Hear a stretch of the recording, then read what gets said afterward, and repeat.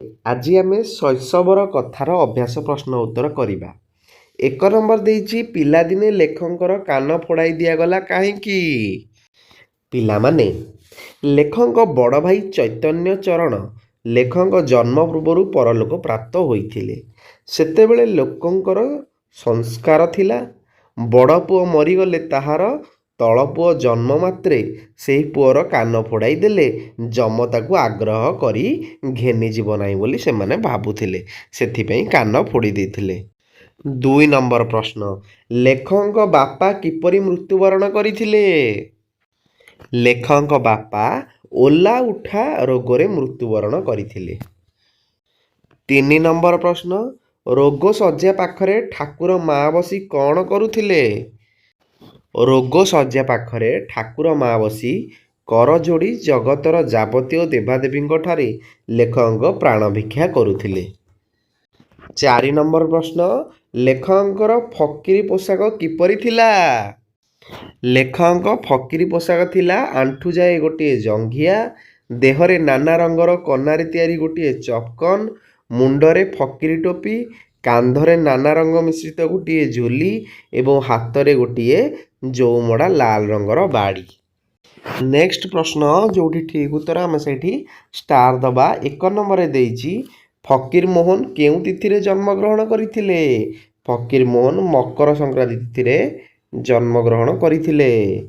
2 number ଦେଖିବା, ପୋଷା କୁକୁରଟି ଅନାହାରରେ ମରିଯିବାର କାରଣ କ'ଣ? କାରଣ ସେ ଲେଖକଙ୍କ ବାପାଙ୍କୁ ଝୁରୁଥିଲା। 3 ନମ୍ବର, ଠାକୁର ମା ଅନିଦ୍ରା ଅନହାରରେ ସମୟ ବିତାଉଥିଲେ କାହିଁକି? କାହିଁକି ନା ସେ ଦିନରାତି ଲେଖକଙ୍କ ଶଯ୍ୟା ପାଖରେ ଜଗି ବସୁଥିଲେ। 4 ନମ୍ବର ପ୍ରଶ୍ନ, ଅବଧାନ ଲେଖକଙ୍କୁ ବାଡ଼ଉଥିଲେ କାହିଁକି? କାରଣ ବଡ଼ ବାପାଙ୍କ ମନର କଥା ଭଲ କରି ବୁଝି ଯାଇଥିଲେ। ନେକ୍ସଟ, ଜନନୀଙ୍କ ମୃତ୍ୟୁ ପରେ ଲେଖକ କେତେ ବର୍ଷ ପର୍ଯ୍ୟନ୍ତ ରୋଗ ଶଯ୍ୟାରେ ପଡ଼ିଲେ? ଜନନୀଙ୍କ ମୃତ୍ୟୁ ପରେ ଲେଖକ 7ରୁ 8 ବର୍ଷ ପର୍ଯ୍ୟନ୍ତ ରୋଗ ଶଯ୍ୟାରେ ପଡ଼ିଥିଲେ। 2 ନମ୍ବର ପ୍ରଶ୍ନ, ଚାଟଶାଳୀରେ ପଢ଼ାରମ୍ଭ ବେଳକୁ ଲେଖକଙ୍କର ବୟସ କେତେ ହୋଇଥିଲା? ଚାଟଶାଳୀରେ ପଢ଼ା ଆରମ୍ଭ ବେଳକୁ ଲେଖକଙ୍କର ବୟସ ପ୍ରାୟ 8 ବର୍ଷ ହୋଇଥିଲା। 3 ନମ୍ବର ପ୍ରଶ୍ନ, ଚାହାଳୀକୁ ପ୍ରଥମେ ଆସିଥିବା ଚାଟକୁ ଅବଧାନ କ'ଣ ଦିଅନ୍ତି? ଚାହାଳୀକୁ ପ୍ରଥମେ ଆସିଥିବା ଚାଟକୁ ଅବଧାନେ ଶୂନ ଚାଟ ଦିଅନ୍ତି।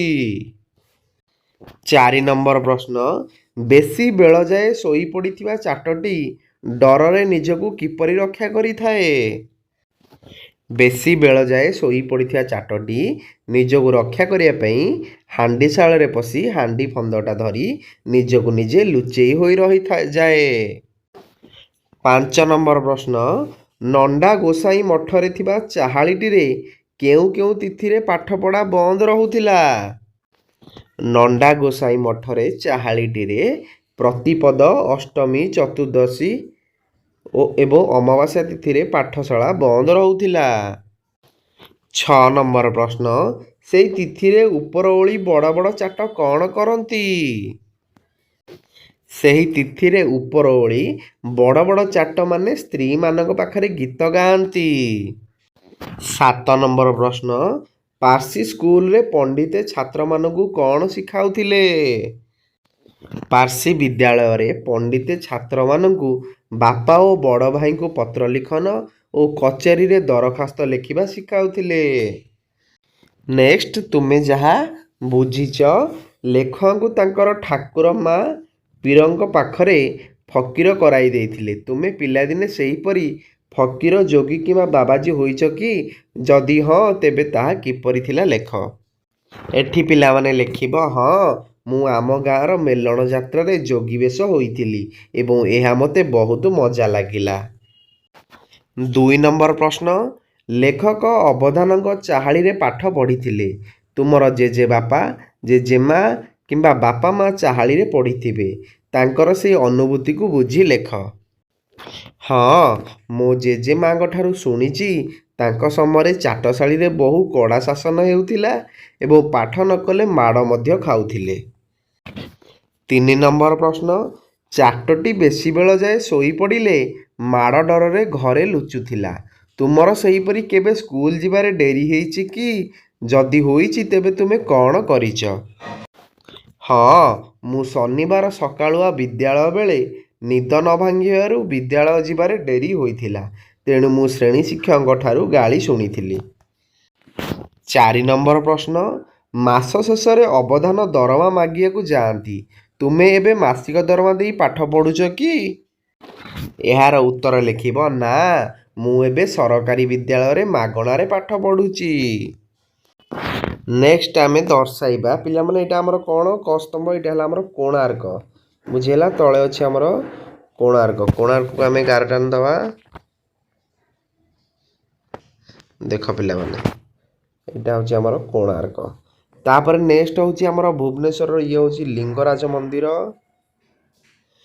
ନେକ୍ସଟ ଇଏ ହେଉଛନ୍ତି ସମ୍ବଲପୁର ଆମର ସମଲେଶ୍ୱରୀ ମନ୍ଦିର। ବୁଝିହେଲା? ତାପରେ এইটা ହେଉଛି ଆମର ଖିଚିଂ ହେଲା, ଖିଚିଂରେ ଏଇଟା ଅଛି এই ମନ୍ଦିର। ନେକ୍ସଟ ଆମର କ'ଣ ଅଛି? ହେଲା ଆମର ଗଞ୍ଜାମର ଆଉ ଶେଷ ମନ୍ଦିର ଆମର କେନ୍ଦୁଝରରେ ଅବସ୍ଥିତ। ନେକ୍ସଟ ଦେଲା ଆମର ଆହୁରି ମଧ୍ୟ ଢେର ଚାଉଳ ଅବଦାନ ପାଉଥିଲେ। ଏହି ବାକ୍ୟରେ ଯେଉଁ ପଦ ତଳେ ରେଖାଙ୍କିତ ଶବ୍ଦ ଅଛି ତାହାକୁ ଲକ୍ଷ୍ୟ କର। ଏଠାରେ ଢେର ପଦଟି ଚାଉଳ ପଦର ପରିମାଣକୁ ବୁଝାଉଛି। ଏହା ଏକ ବିଶେଷଣ ପଦ। ଚାଉଳ ପଦଟି ନାମକୁ ବୁଝାଉଛି, ତେଣୁ ବିଶେଷ ପଦ। ପିଲାମାନେ ଦେଖ, ଯେଉଁଟା ପରିଣାମକୁ ବୁଝେଇବ, କେତେ ଚାଉଳ, କିଲେ ଚାଉଳ, ସେଇ କିଲେଟା ହେଉଛି ଆମର କେଉଁ ପଦ? ବିଶେଷଣ ପଦ। ସେ ପରିମାଣକୁ ବୁଝାଉଛି। ଆଉ ଚାଉଳଟା ହେବ ଆମର ବିଶେଷ୍ୟ ପଦ। ବୁଝିହେଲା? ସେଇଭଳି ଭାବରେ ଦେଲା। ଏବେ ଆସ ଏଇ ପାଠରେ ଏହିପରି ଆଉ କେତେକ ବିଶେଷଣ ଓ ବିଶେଷ୍ୟ ପଦ ରହିଛି, ସେଗୁଡ଼ିକ ବାଛି ଆମେ ତଳେ ଲେଖିବା। ବୁଝିହେଲା? ତାହେଲେ ଏଠି ଲେଖିପାରିବା ଆମେ ପିଲାମାନେ, ଭଲ ପିଲା। ଆଉ କ'ଣ ଲେଖିପାରିବା ଆମେ? ସୁନ୍ଦର ଦୃଶ୍ୟ। ବୁଝିହେଲା ତ? ତାପରେ ଆହୁରି ଲେଖିପାରିବ ଦୁଃଖୀ ମନ, ବଡ଼ ଘର। ବୁଝିହେଲା ତ? ତାପରେ ନେକ୍ସଟ ଆମକୁ ଦେଇଛି ଯେମିତି ଘରେ ଘରେ, ସେମିତି ଆମେ ଆଉ କ'ଣ ଲେଖିପାରିବା? ଲେଖିପାରିବା ଗାଁ ଗାଁ, ଆଉ ଧୀରେ ଧୀରେ। ବୁଝିହେଲା? ଲେଖିପାରିବା ଦିବାନିଶି, ଜରାଜୀର୍ଣ୍ଣ। ବୁଝିହେଲା ତ? ତାପରେ ନେକ୍ସଟ ଆମକୁ ଦେଇଛି ଅକାରଣ ବେତଟା ଧରି ମୋ ପିଠିରେ 10 ବାର ପାହାର ବାଡ଼େଇ ଗଲେ। ଏଠି ଅଣ୍ଡରଲାଇନ୍ ହେଇଛି ଆମର ଧରି। ସେ କହୁଛି ଧରି ପଦଟି କାମ ଶେଷ ନ ହୋଇ ନଥିବାକୁ ବୁଝାଉଛି। ଏଣୁ ଏହା ଗୋଟିଏ ଅସମୟିକ କ୍ରିୟା, ମାନେ କାମ ଶେଷ ହୋଇନାହିଁ। ଅକାରଣ ବେତଟା ଧରି ମୋ ପିଠିରେ 10 ବାର ପାହାର ବାଡ଼େଇ ଗଲେ। ସେହିପରି ଏଇ ପାଠରୁ ଯେତେ ଗୁଡ଼ିଏ ଅସମୟ କ୍ରିୟାପଦ ପାଉଛ, ଏଇ ପାଠରେ ଆମେ କ'ଣ ପାଇଥିଲେ? ଆଉ ମାଗି, ହେଲା, ଯାଉ, ବୁଲି ପାଇଥିଲେ, କରି ପାଇଥିଲେ, ଦେଖି ପାଇଥିଲେ। ବୁଝିଲା ତ? ନେକ୍ସଟ ଆମେ ଦେଖିବା, ତୁମ ଘରେ ପଞ୍ଚାମୃତ କିପରି ପ୍ରସ୍ତୁତ ହୁଏ ତାହା କେଉଁ କେଉଁ ପଦାର୍ଥକୁ ମିଶାଇ ପ୍ରସ୍ତୁତ କରାଯାଏ ଲେଖ। ହେଲା, ଲେଖିପାରିବା ଆମେ ମହୁ, କଦଳୀ, ଆଉ କ'ଣ? ଗୁଡ଼, ଘିଅ, କ୍ଷୀର। ନେକ୍ସଟ ଆମେ ହେଲା, ଏଇଠି ଆମର ଖେଳର ଦେଇଛି, ଆମେ ତାକୁ ଗାର ଟାଣିବା। ବୁଝିହେଲା ତ? ତାହେଲେ ଏଇଟା ପିଲାମାନେ ଜାଣିପାରୁଥିବ, ଏଇଟା ହେଲା ଆମର କବାଡ଼ି, ଏଇଟା ହେଲା ଆମର ଖପରା ଡିଆଁ। ହେଲା, ଗୁଡ଼ି ହେଉଛି ଏଇଟା, ତାପରେ ଏଇଟା ହେଉଛି ସେ ନଟୁ। 2 ନମ୍ବର ଆମକୁ ଦେଇଛି ଏମିତି କିଛି ଆନନ୍ଦଦାୟକ ଖେଳର ଏକ ତାଲିକା ପ୍ରସ୍ତୁତ କର ଯାହାକୁ ତୁମେ ତୁମର ଦିବ୍ୟାଙ୍ଗ ସାଙ୍ଗମାନଙ୍କ ସହ ଖେଳିପାରିବ। ହେଲା, ତାହେଲେ ଆର ହେବ ଅନ୍ଧ ପୁଟୁଳି।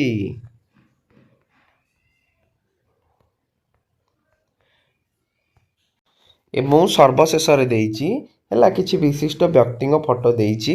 ହେଲା, ପ୍ରସିଦ୍ଧ କବି, ଲେଖିକା, दिव्यांग खेलाड़ी फोटोचित्र देइछि सेमानक विषय खोजी लेखिबा बुझेला। ताहले आग चिन्हिदबा से माने किए ये होचंदी हमर किए ये होचंदी हमर अभिमन्यु सामंत सिंहार हैला तांको विषय लेखिबा हैला एथर खाली नाटारो चिन्ह बुझेला। नेक्स्ट हमर रहले किए नेक्स्ट हमर रहले कुंतला कुमारी सावत हैला कुंतला तांको चिन्ह तांको विषय लेखिबा कुमारी। तापर नेक्स्ट ये होचंदी हमर हलधर नाग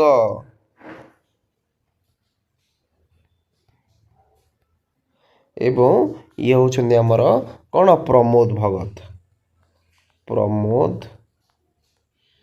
भगत पढ़िया पढ़िया विषय। प्रथम आमर अभिमन्यु सामंत सिंह रहिले ओडिया साहित्यर जड़े प्रसिद्ध कवि थिले। से 1757 मसीह जाजपुर जिलार बालिया गाँव में जन्मग्रहण करते। से भक्ति और श्रृंगार धर्मी रसात्मक कविता रचना करी ख्याति अर्जन करते। तांकर सर्वश्रेष्ठ कृति होची विदग्ध चिंतामणि अटे। नेक्स्ट आमर देला कुंतला कुमारी सावत ओडिशार जड़े प्रसिद्ध कवियत्री लेखिका एवं समाजसेवी थिले। तांकर जन्म 1901 मसीह होइथिला। से ओडिया साहित्य अनेक कविता प्रबंध एवं गल्प रचना करथिले। कुंतला कुमारी सावत नारी शिक्षा समाज संस्कार एवं देश प्रेमर वार्ता तांको लेखा माध्यम प्रचार करुथिले। से जड़े डाक्तराणी मध्य थिले एवं लोकमानंकर सेवा करुथिले। नेक्स्ट आमर हलधर नाग पद्मश्री हलधर नाग ओडिशार जड़े प्रख्यात कवि और लोक साहित्यक। तांकर जन्म 1950 मसीह ओडिशार संबलपुर जिलार घेनुपल्ली ग्राम रे होइथिला। से संबलपुरी भाषा रे कविता और काव्य रचना करी लोकप्रिय होइछंती। तांको लोक कवि बोली मध्य कुहा जाए। तांको रचना गुड़िक ग्रामीण जीवन लोक संस्कृति मानविकता एवं प्रकृतिर सुंदर चित्रण देखिବାକୁ मिलिथाए। नेक्स्ट प्रमोद भगत ओडिशार जड़े प्रसिद्ध पारा बैडमिंटन खेलाड़ी। तांकर जन्म 1988 मसीह ओडिशार बरगड़ जिले में होइथिला। छोट बेले से पोलियो रोग रे आक्रांत होइथिले मध्य केबे हार मानि नथिले। प्रमोद भगत पारा बैडमिंटन जातीय और अंतर्जातीय स्तर में अनेक पद जीति। बुझेला तो पिला माने वीडियो भल लाइक करदेव चैनल को न आसले सब्सक्राइब करदेव। धन्यवाद।